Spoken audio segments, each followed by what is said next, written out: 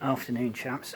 Anyone that is watching this now or when YouTube decide to shove my videos before unsuspecting public. As I say, if you're new to these videos, we'll say it now because my analytics tell me people switch off after about 7 seconds, but I don't pretend to make good videos. I just thought in lockdown, last lockdown, I do some history things to coincide with 80th anniversaries of like Dunkirk and the Battle of Britain, and so technically we're still like in 80th anniversary territory, albeit of course now in 1941. Now we're entering, if as such, the end of the Blitz, and today if you say to anyone that knows something, which the generations younger than mine don't seem to nowadays, what is the Blitz,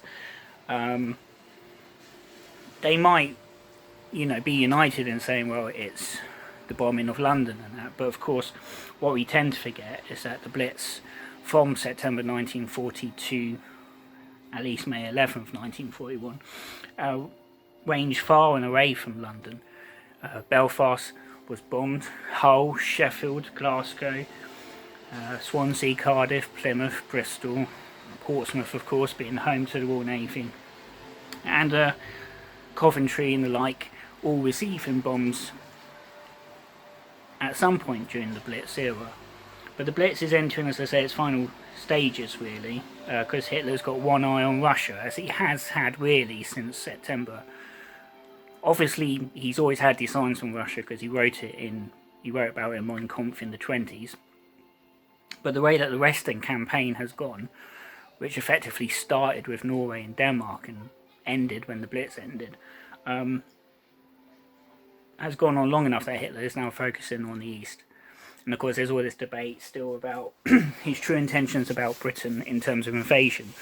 I mean, he only seriously considered it in July, by which point in a way his advantage had been lost. If he had come over, say, if he had the means to, could have invaded Britain in the weeks after Dunkirk and gained advantage, because the armies are not yet, the armed forces, even specifically the army, had not really built up, but it had by September. So anyway,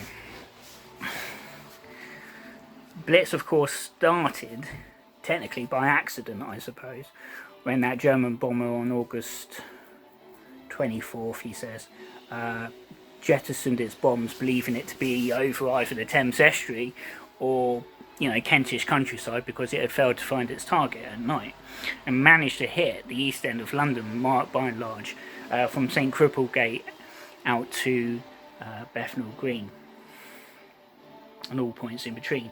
No one was really hurt, I don't, from what I recall.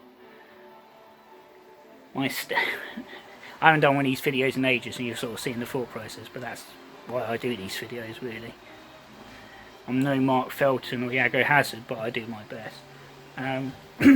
Either way, it annoyed the living daylights out of Churchill, who felt this was kind of this was just another thing to hate Hitler by, and ordered a retaliatory raid on Berlin, which in turn incensed Hitler, and Hitler switched to daytime bombing from September the 7th. Now initially the Blitz really was meant to terrify and subdue the British population mostly, but also sort of gradually push Britain towards the peace table. I mean, as I think I said in the video before, it's curious to think that really until really the end of the Battle of Britain, I suppose, there was still a fought on either side, and neutral countries as well, that the war would not go on any further, that it'll be a peace, with no real concessions, although by the time of Dunkirk, Hitler's peace would have involved at Anchorage, the ownership of some ports in Britain, possibly, so they had some of the base, the Navy and all the rest of it. If you look at, I was going to say conflicts since the Napoleonic Wars ended, but if you say from 1900, with the exception of the First World War, of course, there were conflicts that did not go on too long or fizzled out maybe or whatever, and Hitler marched into the Rhineland in 36, and then Austria and Czechoslovakia follow, or at least the Sudetenland. And so by the time of the invasion of Poland, this was realistically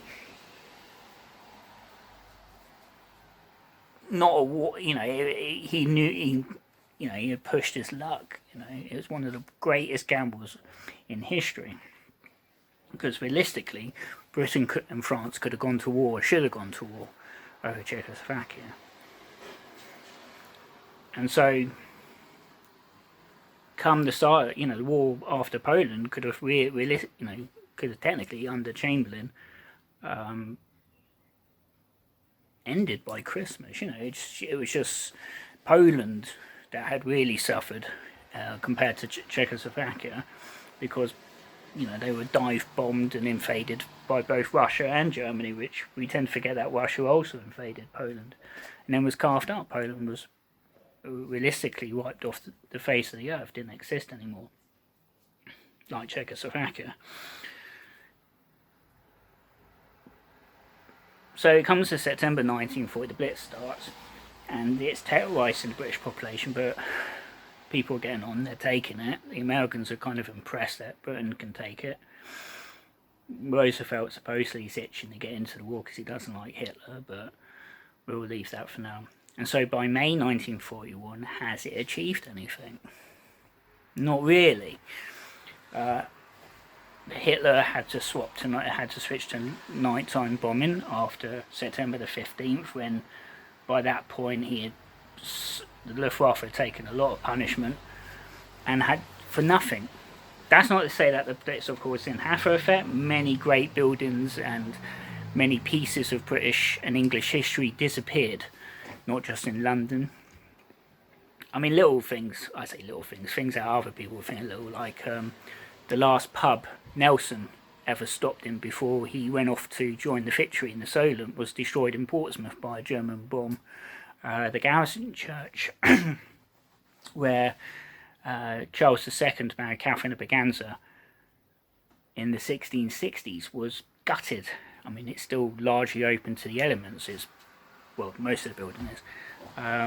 The East End was never really the same after the Second World War. I mean, ships, the Docklands continued until the early 60s, all 11 miles of it. Curiously, it had some interesting perks. Westminster Council, apparently before the war, were thinking of doing some of the slums that were right on top of Parliament, really, around Horseferry Road, or what is now Horseferry Road, and the Blitz did them the favour of basically bulldozing it and starting afresh and giving people affordable homes, which I think are still reasonably affordable for you and I, as close to Parliament. But that's one of the great juxtapositions of this country, really, is that you can protest your government right up against the gates of the houses, but you still have poverty in that. I mean, look at Tower Hamlets. It's within spitting distance of the financial heart of both Britain and once the world, and has some of the most abject poverty and crime going. Did the Blitz break the British spirit? Wherever the Germans bombed, people, of course, were killed and injured and lost their homes and lost their livelihoods, family members and all the rest of it. Industry managed to keep going. The Navy kept going. Plymouth and Portsmouth were both bombed, as I say. If anything, the industry was able to keep going twice as much. Spitfires and Hurricanes were still being churned out during in the early days of the Blitz, certainly when the Luftwaffe were going for such things. Some of it was what the Germans later called terror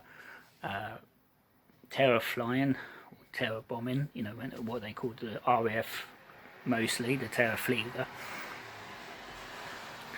There is a suggestion in London, certainly, who was taking the brunt of the Blitz, that if the Blitz was continuing even a few weeks or a week longer than it did, there would have been a serious question as far as morale goes. Churchill was certainly feeling it by December 1940, was exhausted in some respects, but the man somehow, for a man of 60 odd, had incredible energy, wherever we think of him now, or some people think of him now. You know, the Blitz didn't technically ended on May the 11th when the Germans went back home and started relocating to airfields in the east, but it wasn't the end of any bombing. I mean, the raids petered out to what they were between September and May. So hopefully, around about the 10th, 11th, I'll try and put together an 80th anniversary video for the end of the Blitz. There's a fantastic book called, where is it? The Longest Night by Gavin Mortimer. And I'm sure there's other books, but that's the one. You can tell I don't plan this, can't you? That's the one to go to. I've got enough Len David books to be getting along with, haven't I? Oh well, we'll have it ready for them. And of course we're entering Bismarck territory. The Bismarck in 1941, as we speak-ish, is getting ready for its deployment. And we all know how that turned out. So if you have watched it this way through, thank you. As I say, I have no luck with YouTube videos, although they're now pushing videos I did a year ago on people, and no one's disliking or liking them, but conversely, no one's subscribing. I'm stuck on 12. So thanks anyway if you have watched it, and I've got to get a better shirt. Look at this, Portsmouth merchandise. So thank you anyway, chaps.